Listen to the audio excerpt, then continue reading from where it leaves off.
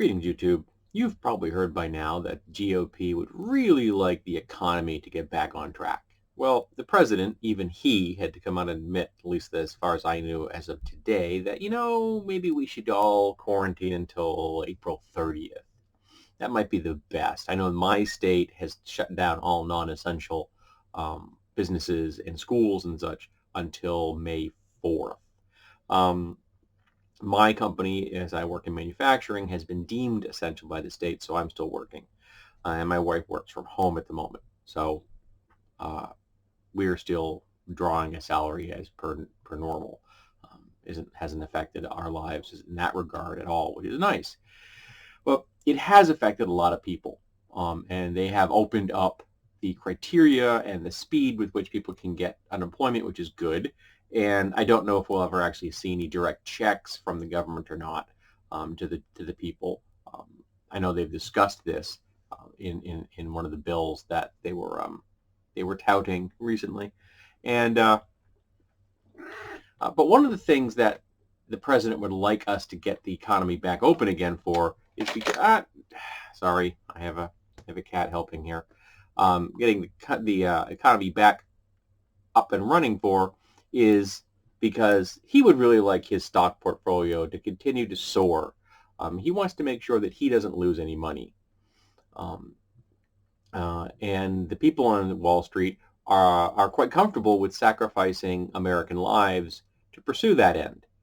So they were talking about considering 1% to 2% of the American people to be sacrificed, to be sacrificed to the temple of Mammon, because that's what the visible hand of the market demands. It demands our blood. And I know to the GOP that those deaths are abstract, that everyone that's in Congress is wealthy enough that they're going to have access to the best health care possible. Not to mention everyone who is a member of Congress gets free health care. Americans don't get free health care at the point of delivery, but Congress does. And in fact, those that have been infected are off on a free paid leave while they recover. And I hope they do recover. I have no desire to see anyone suffer and die from this virus. But the American people don't get free health care. So we're going to be put into a position where we are going to be going into debt if we get sick.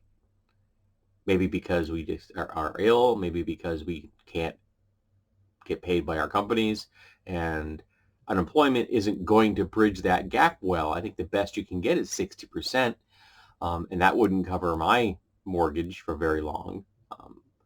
So I'm going to ride out as much of the being essential as I can for as long as I can, because we are in a capitalistic dystopia nightmare. But when the president and the GOP say things like, we think that 1% to 2% of the American people would be considered acceptable losses, it's abstract for them. But what they mean specifically is that you die. You, the person watching this video right now with a cat on my shoulder, you die. Or your mother, or your father, or your grandparents, or your spouse, or your children, or your siblings. They die. That's what the GOP means. The GOP means you and your kin dying. And I want you to keep that in mind. It's March, I'm filming this. You're going to see it in April. And I know that the American people have a difficult time remembering things from a political standpoint. A week from now, the president will do something that's even more horrible, and we'll forget what he did today or yesterday.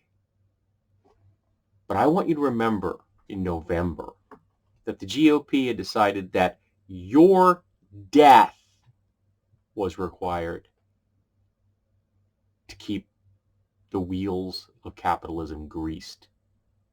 Because capitalism is fueled by blood. Yours. Remember that.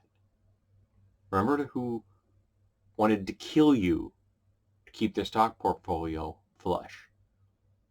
and which candidates wanted to actually help you, like Bernie Sanders.